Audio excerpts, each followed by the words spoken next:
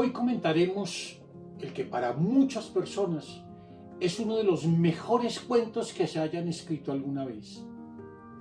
Fue escrito en 1885 y tiene por título una pregunta: ¿cuánta tierra necesita un hombre?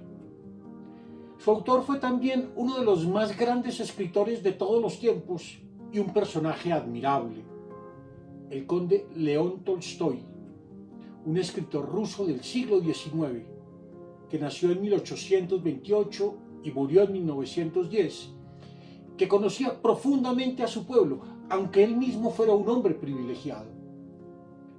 Tal condición no lo llevó a despreciar a los demás, sino más bien a preocuparse por los campesinos de su época en un país, la Rusia de los zares, donde las diferencias sociales eran abrumadoras. Tolstoy no solo fue un gran escritor, fue también un humanista y pedagogo reconocido que fundó incluso una escuela en que se ocupaba de enseñar a los niños campesinos. Yasnaya Poliana, ese era el nombre de su escuela. Para comprender este relato, tenemos que transportarnos a la Rusia de finales del siglo XIX, pero no al esplendor de la corte de los zares, sino a las afugias de la vida campesina, a lo que les ocurre a los mujiks, que es como se llamó hasta comienzos del siglo XX a los campesinos desprovistos de propiedades. A propósito de lo anterior, tendremos que acostumbrarnos a escuchar algunos términos rusos como el que acabo de usar. Hablaremos de verstars, archines, desiatinas y kopecks, términos que se refieren a formas de medir la tierra o de valorarla. También nos encontraremos con campesinos que solo quieren cultivar la tierra y con pueblos nómadas y gitanos que no la valoran, como los bashkirios. Para evitar confusiones debemos retener el significado de algunas palabras, como las de este cuadro del que recomiendo tomar una copia. Los mujiks, como ya decíamos, eran los campesinos rusos desprovistos de propiedades. Así se les llamó hasta el triunfo de la revolución bolchevique en 1917. La desiatina era una medida de superficie propia del sistema de pesos y medidas del viejo imperio ruso y que correspondía a un poco más de 1 hectárea. Este sistema de medida de la tierra estuvo vigente hasta 1924.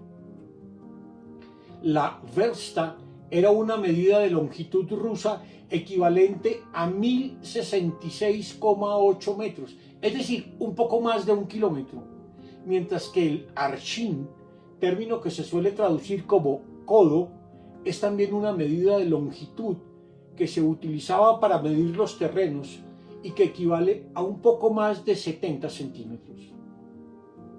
El kopek, en cambio, es una unidad monetaria equivalente a 1 centésimo de rublo. Finalmente está la kibitka, que es una carroza que suele servir de casa a ciertos pueblos nómadas, como los gitanos. Veremos cómo, al leer el cuento, estos términos serán esenciales para su comprensión.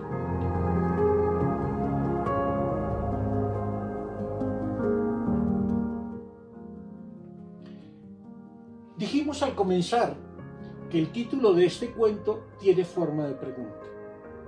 ¿Cuánta tierra necesita un hombre? Esta, como toda pregunta, nos plantea un desafío, pues se trata de una pregunta que debemos hacernos permanentemente. Tal vez si nos hubiéramos preguntado esto a tiempo, nos habríamos evitado mucho dolor y mucha sangre, si se tiene en cuenta que muchísimas de las guerras que han existido a lo largo de la historia tienen su origen en conflictos por la tierra. Tales conflictos ocurren cuando hay naciones que se creen con derecho a tener un territorio más grande que el de sus vecinos, como ocurrió con la Alemania nazi. Ocurren también con dictadores como Hitler o Napoleón, decididos a conquistar el mundo entero y a ponerlo a sus pies. O con imperios con un afán expansionista, como el Imperio Romano o el de los zares. O incluso en un fenómeno tan complicado como el del paramilitarismo en Colombia, en donde ciertos particulares, apoyándose muchas veces en fuerzas estatales, se apoderaron de tierras de campesinos que no les pertenecían. ¿Cuánta tierra necesita un hombre? Tendremos una respuesta con cierto tono trágico al final de este cuento.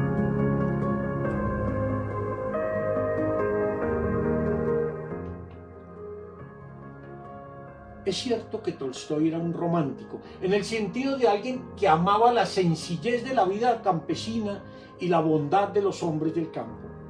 Y como romántico, sin duda, idealizaba a los hombres que estaban más cercanos al estado de naturaleza. No hay que olvidar que Tolstói fue un gran admirador de Rousseau y que como educador también él se inspiró, como tantos hombres del siglo XIX, por ejemplo, don Simón Rodríguez, el maestro del libertador Simón Bolívar, en la figura del Emilio de Rousseau. Esta tendencia romántica e idealizadora se percibe desde el comienzo del cuento en el diálogo entre las dos hermanas. La mayor, que vive en la ciudad y desprecia a los campesinos, a quienes considera hombres rudos, y la menor, la esposa de Pajón, el protagonista de esta historia, que ama la vida del campo por su modestia, sencillez y estabilidad. Veamos lo que dice al respecto la hermana menor a su hermana que vive en la ciudad. No cambiaría mi vida por la tuya. Será todo lo gris que quieras, pero no sabemos lo que es el miedo. Es verdad que vuestro estilo de vida es más refinado, pero no es menos cierto que aunque algunas veces obtenéis grandes ganancias, al día siguiente podéis perderlo todo. Recuerda lo que dice el proverbio: la ganancia es hermana de la pérdida. A menudo sucede que hoy eres rico y mañana estás mendigando un pedazo de pan. En cambio, la vida del campesino es más segura, modesta pero larga. Nunca seremos ricos, pero siempre tendremos que comer. Nuestra posición es más firme. No tenemos que inclinarnos ante nadie y a nadie tememos. Vosotros en la ciudad vivís rodeados de toda clase de tentaciones. Hoy todo va bien, pero mañana el demonio puede tentar a tu marido con las cartas, el vino o una hermosa mujer. Y todo se convertirá en polvo. ¿Acaso no sucede así a menudo? La que así habla es la esposa de Pajón, el protagonista de nuestra historia. ¿Quién es este Pajón? Es sin duda un hombre sencillo, un campesino, un hombre que ha nacido para cultivar la tierra y que ha dedicado toda la vida a los menesteres del campo. Pero también alguien que un día fue presa de la ambición humana.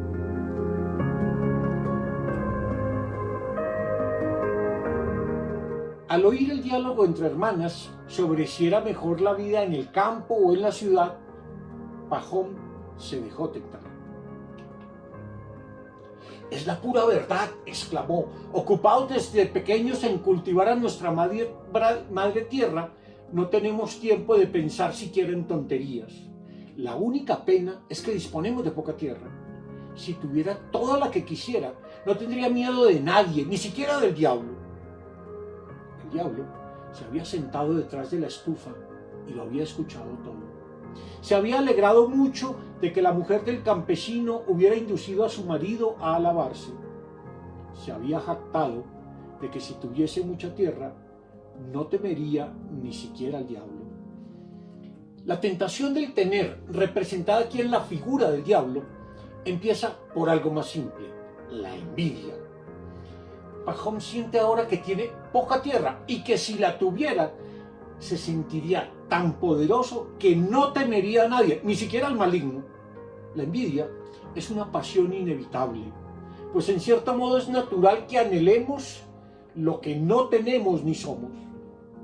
Y como ese bien que nos falta, que bien puede ser la riqueza, la fama o incluso virtudes como la valentía o la perseverancia, como ese bien que nos falta lo vemos en otros, ese anhelo se transforma en deseo de tener lo que pertenece a otros. A menudo este sentimiento se disfraza de razones. De pronto empezamos a creer que merecemos lo que no nos pertenece e incluso que es injusto que otros tengan aquello que nos falta. Si tal sentimiento perdura, el deseo de lo que nos es ajeno se transforma fácilmente en la alegría por el mal de otro. Y así, lo que empezó como simple envidia lleva a que entre los hombres se siembre la discordia. Esto fue precisamente lo que le pasó a Pajón. Cansado de pagar multas a un soldado que administraba la finca vecina y ante la incapacidad de ponerse de acuerdo con otros campesinos para comprar la tierra que anhelaban, cada uno empezó a buscar su propio beneficio. De pronto, la envidia anidó en el alma de Pajón. Se pusieron a pensar en lo que podrían hacer para comprar esa tierra. Habían ahorrado 100 rublos, vendieron el potro y la mitad de las colmenas, mandaron al hijo a trabajar y Pajón pidió un préstamo a su cuñado. De ese modo lograron reunir la mitad del dinero. Una vez amasada esa suma, Pajón eligió una parcela de 15 desiatinas con un bosquecillo y fue a tratar con la señora. Llegaron a un acuerdo, se estrecharon la mano y Pajón entregó una señal. Luego fueron a la ciudad para firmar el acta de compra-venta. Entregó la mitad del dinero y se comprometió a pagar el resto en 2 años. Así fue como Pajón adquirió esa tierra. Compró semillas a préstamo y sembró. La cosecha fue tan buena que al cabo de 1 año consiguió saldar las deudas con la señora y con su cuñado. Y Pajón se convirtió en propietario. Araba, sembraba y segaba heno en su propia tierra. Talaba sus propios árboles y sacaba a pastar al ganado a sus propios prados. Cuando iba a arar sus campos o se quedaba mirando los sembrados y las praderas, su corazón exultaba de alegría. Hasta tenía la impresión de que las hierbas y las flores eran diferentes ahora. Antes, cuando pasaba por aquellas tierras, le parecían como las demás. Ahora se le antojaban completamente distintas. Todo se resolvió felizmente, al menos de momento. Pajón empezó siendo propietario y luego fue un gran trabajador y se hizo incluso un emprendedor. Pero por el camino del éxito viene caminando la ambición. Alguien decía que el éxito nos conduce hasta el borde del abismo y si damos 2 pasos más caeremos sin remedio. Pero si sabemos mantenernos en el borde o incluso dar un paso atrás, el éxito no nos consume. Pero a menudo el éxito conduce a la ambición. Esta se manifiesta de muchas formas, algunas de ellas, como por ejemplo el trabajo y la disciplina, tienen un cariz positivo. Los hombres ambiciosos están llenos de tesón y constancia. Pero también, por su ambición, son dados a entrar en conflictos con otros y a sentir que los otros son una amenaza. Es entonces que aparece el descontento. El ambicioso vive siempre infeliz e insatisfecho, pues siempre quiere más. Sus deseos nunca se colman. El que ambiciona algo, dinero, propiedades, tierra, honores o cualquier otra cosa, hace que la ganancia se convierta en un fin en sí mismo.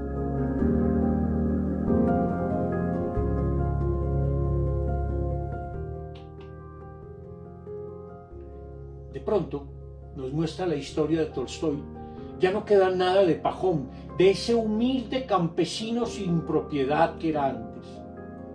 Al principio solo aspiraba a tener un pedazo de tierra que cultivar, pero luego quiso ser rico y poderoso. Ya no solo quería tener un trozo de tierra que habitar, ahora quería toda la tierra que fuese posible acumular. La tierra ya no era un medio para vivir bien, sino un fin en sí mismo que había que procurarse a toda costa. No se trataba de tener una tierra en que vivir, sino de acumular tierras aquí y allá, de ganar más dinero a través del cultivo de la tierra y de hacer todo lo que pudiese reportar ganancias. Un día en que se hallaba en casa, llamó a la puerta a un mujik que pasaba por la aldea. Pajón le ofreció un lecho donde dormir, le dio de comer y charló con él. Entre otras cosas, Pajón le preguntó de dónde venía. El mujik le dijo que venía de más allá del Volga, donde había estado trabajando. Poco a poco el mujik le contó que mucha gente se estaba estableciendo en aquellos lugares. Han venido campesinos de fuera, se han inscrito en el registro y han recibido 10 desiatinas por cabeza, dijo. Es una tierra tan buena que si siembras centeno crece como la paja, hasta alcanzar la altura de un caballo, y tan grueso que 5 puñados forman un as.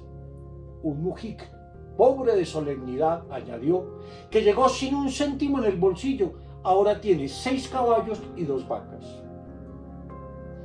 Muy excitado, Pajón pensó, ¿por qué pasar apuros y estrecheces aquí cuando se puede vivir mejor en otro lugar? Venderé mis tierras y mi casa, y con ese dinero me estableceré y llevaré mi propia hacienda. Aquí, con tantas apreturas, no hay quien viva. Pero antes es preciso que vaya a enterarme de todo en persona. Ese mismo verano preparó lo necesario y partió. Descendió por el Volga en un vapor hasta Samara y a partir de allí cubrió a pie unas 400 verstas. Llegó al lugar y comprobó que todo lo que había oído era cierto. Los campesinos vivían con holgura. Cada hombre recibía 10 desiatinas y en el registro inscribían de buena gana a los recién llegados. Si alguien llegaba con dinero, además de la parcela que se le asignaba, podía comprar con derecho a perpetuidad toda la tierra que quisiera.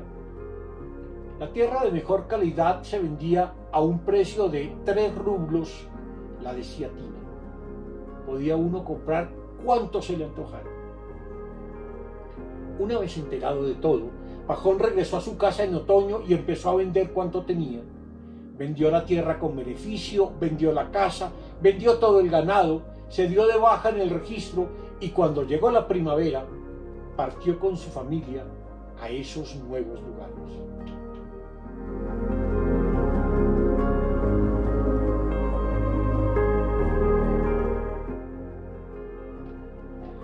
No es extraño que Pajón lo venda todo y se vaya a buscar nuevas tierras.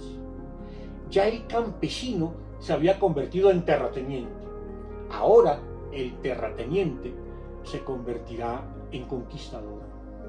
Lo importante no es ya tener tierra, sino acumular tanta tierra como sea posible. Los caminos para conseguir tierra a toda costa son claros. Hay que defender a toda costa aquello que se haya conquistado. Hay que venderlo todo, si esto sirve para acumular más. Hay que estar siempre insatisfecho, porque el deseo de conquistar ya no tiene límites. Hay que ir hasta los confines del mundo si es preciso para conquistar nuevas tierras. Ya no queda nada del campesino que ama su terruño, y ni siquiera del terrateniente que se aferra a la parcela del mundo que posee. Ya no hay ni siquiera fidelidad a la tierra, apego a ella.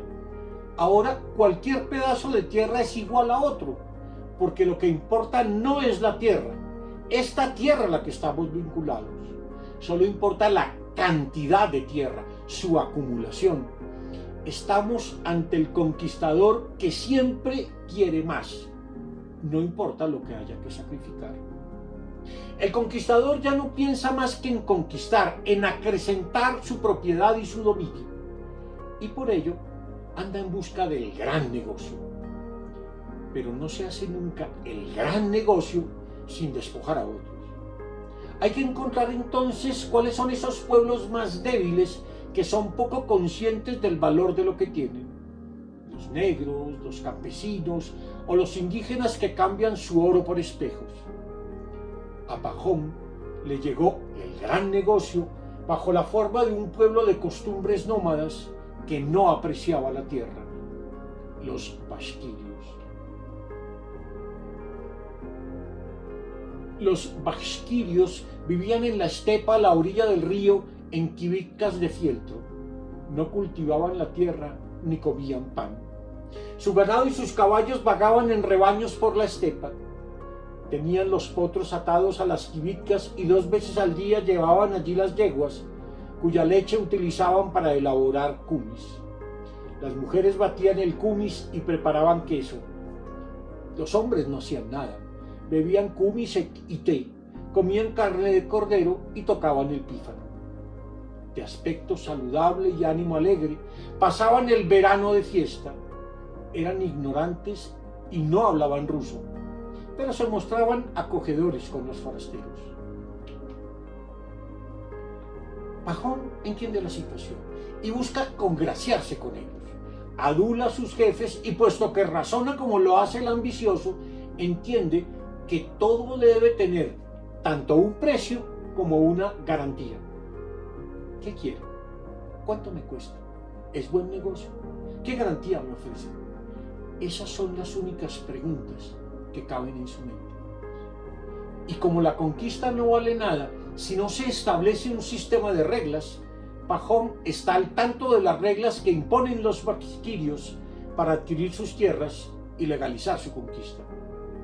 Las reglas son sencillas. Nos colocaremos en el lugar de partida y nos quedaremos allí mientras tú vas y vuelves. Llevarás un asadón para hacer señales donde sea necesario. Harás un agujero en cada extremo y dejarás al lado un montón de hierba. Más tarde nosotros pasaremos con el arado de un agujero a otro.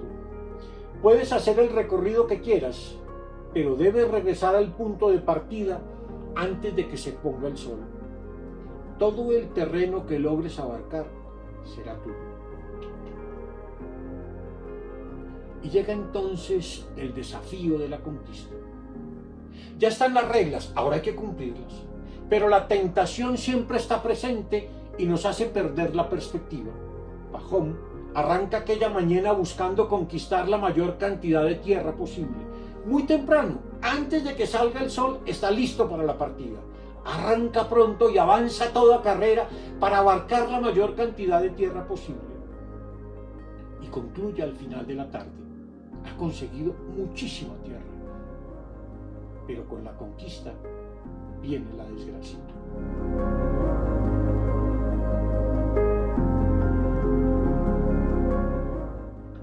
¡Bravo!, gritó el jefe, has ganado mucha tierra. El trabajador de Pajón se acercó corriendo y quiso levantarlo, pero un reguero de sangre le corría por la boca. Estaba muerto. Los basquirios chasquearon la lengua para expresar su tristeza.